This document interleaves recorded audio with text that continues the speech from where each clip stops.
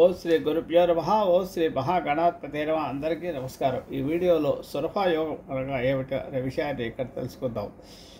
ఎవరి జాతకంలోనైనా చంద్రుడు రెండవ ఇంట్లో, సూర్యుడు, రాహువు మరియు కేతువులు తప్ప మిగతా గ్రహాలు ఏవైనా అంతకంటే ఎక్కువ గ్రహాలు ఒకటి కానీ అంతకంటే ఎక్కువ గ్రహాలు కానీ ఉంటే అది సురఫా యోగం కింద చెప్పబడుతుంది. ఈ యోగానికి చంద్రుడు అత్యంతమైన ముఖ్య ప్రాముఖ్యత వహించే గ్రహము. చంద్రో మనసో జాతః అన్నారు. చంద్రుడు మనస్సుకు భావోద్వేగాలకు, ఆరోగ్యానికి మరియు సంపదను కూడబెట్టడానికి, ధన సంపాదనకు కూడబెట్టడానికి, సామర్థ్యానికి కారకుడవుతాడు. రెండవ ఇల్లు కుటుంబ స్థానాన్ని సూచిస్తుంది. నిల్వ చేయబడిన రిజర్వ్డ్ మనీ అన్నమాట. నిల్వ చేయబడిన సంపద, డబ్బు. మనం సంపాదించిన తర్వాత మిగిలిచ్చే డబ్బు తెలుసుకోవాలంటే అది రెండో ఇంటి నుంచే తెలుస్తుంది. అలాగే కుటుంబము, వాక్కు, మనం మాట్లాడే విధానము, మాట్లాడే పద్ధతి, మన ధన సంపాదన మరియు ఆస్తులు, మనం కూడబెట్టే ఆస్తుల గురించి కూడా ఈ కుటుంబ స్థానం తెలుపుతుంది. ఈ యోగాన్ని ఏర్పరిచే గ్రహాలు ముఖ్యంగా కుజగ్రహము, బుధగ్రహము, గురుగ్రహము, శుక్రగ్రహము లేదా శనిగ్రహాలు. చంద్రగ్రహంతో నుండి చంద్రుడు ఉండే స్థానం నుంచి రెండవ స్థానంలో అంటే రెండవ రాశి ఉంటే ఈ యోగం ఏర్పడుతుంది. సూర్యుడు, రాహువు మరియు కేతువులు ఈ యోగాన్ని ఏర్పరచలేవు. అక్కడ ఉంటే ఈ యోగం ఏర్పడదన్నమాట. రెండో ఇంట్లో చంద్రుడి నుంచి సూర్యుడు కానీ, రాహువు కానీ మరియు కేతువు కానీ ఉంటే ఈ యోగం ఏర్పడదు.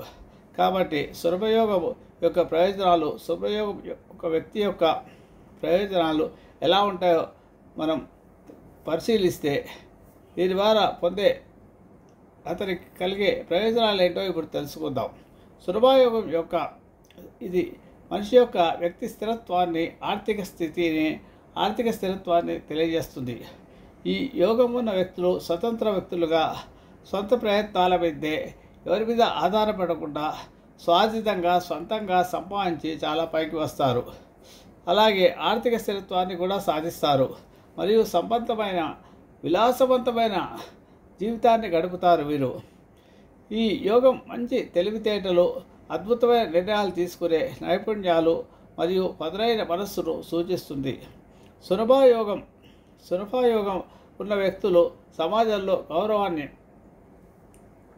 కూడా, పేరు ప్రతిష్టలను కూడా పొందుతారు మరియు వారి తెలివితేటలకు ప్రశంసలు కూడా లభిస్తాయి. ఈ యోగం జీవితంపై సానుకూల దృక్పథాన్ని, ఆత్మవిశ్వాసాన్ని మరియు దృఢ సంకల్పాన్ని వృద్ధి చేస్తుంది. ముఖ్యంగా బుధగ్రహం ఈ యోగంలో పాల్గొంటే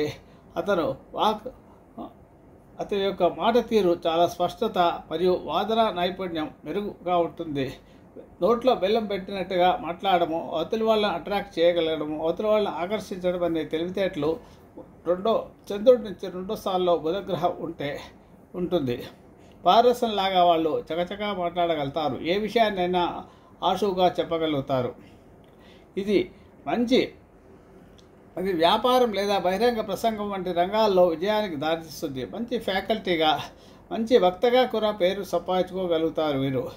వారు ఏ రకమైన ఒక ఉపన్యాస ధోరణిలో చేస్తే ఆశువులాగా కవిత్వం, అప్పటికప్పుడే కవిత్వం చెప్పే విధానం, లాంటి తెలివితేటలు కలిగి ఉంటారు వాడు. ఇది మంచి మరియు ప్రశాంతమైన కుటుంబ సంబంధాలను కూడా ఏర్పరుస్తుంది. కోపం అనేది చాలా తక్కువగా ఉంటుంది వీరికి. వారు డబ్బును నిర్వహించడంలో, డబ్బు సంపాదనలో కూడా తెలివిని ఉపయోగించి పెట్టుబడులు పెట్టి డబ్బులు సంపాదించడంలో మహా తెలివైన వారుగా ఉంటారు. ఏ గ్రహ ప్రభావం యోగాన్ని ఏర్పరుస్తుందంటే చంద్రుడి నుంచి రెండో ఇంట్లో ఏ గ్రహం ఉందో దాన్ని బట్టి శుభయోగం యొక్క ప్రయోజనాలు మారుతూ ఉంటాయి. రవిగ్రహం ఉంటే కొంత కోపం ఎదగంగాను, కుజుడు ఉంటే దూకుడుతనంతోనూ, అలాగే గురువు ఉంటే మంచి జ్ఞానంతోనూ, అలాగే బుధుడు ఉంటే మంచి తెలివితేటలతోనూ సౌమ్యతతోనూ వ్యవహరిస్తారు. గురువు జ్ఞానాన్ని, అదృష్టం మరియు న్యాయ భావాన్ని పెంపొందిస్తాడు. ఉన్నత పదవులను, బ్యాలెన్సింగ్ను, సమానత్వాన్ని పొందడంలో సహాయం చేస్తాడు. శుక్రుడు విలాసవంతమైన జీవితాన్ని, సృజనాత్మకతను, తెలివితేటలను, కవిత్వాన్ని కూడా ఇస్తాడు. ఇక మీకు కళల పట్ల ప్రేమను కలగజేస్తాడు. రవీంద్రనాథ్ ఠాగూర్ జాతకం చూసుకుంటే మనకు అది అర్థమవుతుంటుంది. మీరు కళారంగాల ద్వారా లేదా విలాసవంతమైన జీవనశైలి ద్వారా సంపాదన పొందవచ్చు. ఇక బుధుడు తెలివితేటలను బుధగ్రహం తెలివితేటలు, అద్భుతమైన మాట్లాడే నైపుణ్యాలు, రచన, వ్యాసంగము, కమ్యూనికేషన్ స్కిల్స్ చాలా బాగుంటాయి అని చెప్పవచ్చు. సామాజిక సంబంధాలు కూడా చాలా బాగుంటాయి. వ్యాపారంలో మంచి పట్టుత్వం ఉంటుంది. మంచి పేరు ప్రశ్నలు అంబానీని తీసుకొని చూడవచ్చు. ఈ విషయంలో వాటి రంగాల్లో విజయాన్ని సాధిస్తారు. ఇక కుజగ్రహం ఉంటే ఎవరైనా దూకుడుతనం ఎక్కువగా ఉంటుంది. కొంత కోపం ఉన్నప్పటికీ కూడా ధైర్యంగా ఏ పనైనా చేయగలుగుతారు. కుటుంబంలో పెద్దగా వ్యవహరించగలుగుతారు. కుటుంబాన్ని పెత్తనం చేసి వాళ్ళే నాయకుడిగా లీడింగ్ చేసి నడిపించగలుగుతారు. మిమ్మల్ని ఆ కుటుంబాన్ని ప్రభావవంతమైన ప్రతిభావంతమైన వ్యక్తులుగా మార్చి తీర్చిదిద్దగలుగుతారు. ఒక నిర్దేశకులుగా ఉండి శక్తివంతులుగా చేస్తారు. అలాగే శని గ్రహం కనుక 2వ స్థానంలో ఉంటే నిదానత్వము, తక్కువగా మాట్లాడము, ఒకరిని ధనవంతుడిగాను, ప్రతిభావంతుడిగాను, వ్యాపారంలో అనుభవజ్ఞుడిగాను, సమాజంలో గౌరవనీయుడిగాను మారుస్తుంది. తొందరతనం తక్కువగా ఉంటుంది. నిదానంగా ప్రతి విషయాన్ని కూలంకషంగా చర్చించి కానీ విషయాన్ని అర్థం చేసుకొని కానీ ముందుకు వెళ్ళలేరు. ఈ రకంగా వారు చేసే ప్రతిభ పునాదులు వేయడంలో చాలా దిట్ట అని చెప్పవచ్చు. వారు ఇంకా గమనించవలసిన విషయాలు ఏంటంటే గ్రహబలం, ఈ యోగ ప్రభావం చంద్రుడు మరియు సర్పయోగాలు రూపొందించే గ్రహాల బలం మీద ఆధారపడి ఎక్కువ లేదా తక్కువగా ఉంటుంది.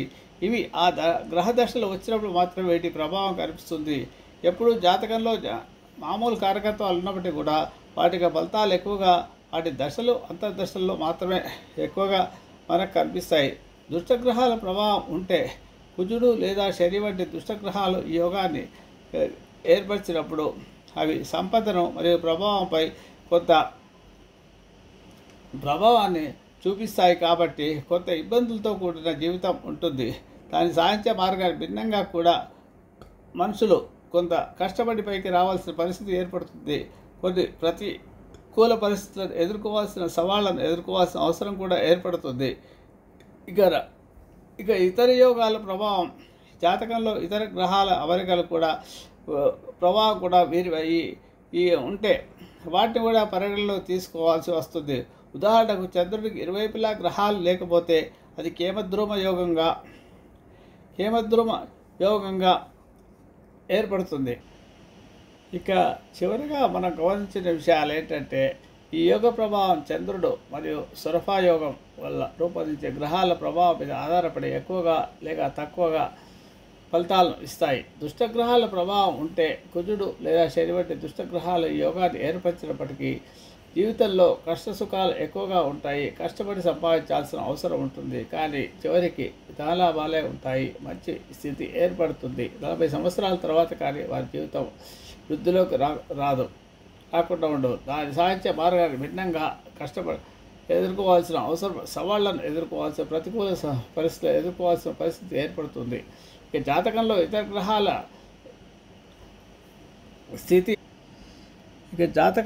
ఇతర గ్రహాల స్థితిగతులను కూడా పరిశీలించాల్సి ఉంటుంది. దాన్ని బట్టి కూడా ఫలితాలు ఉంటాయి.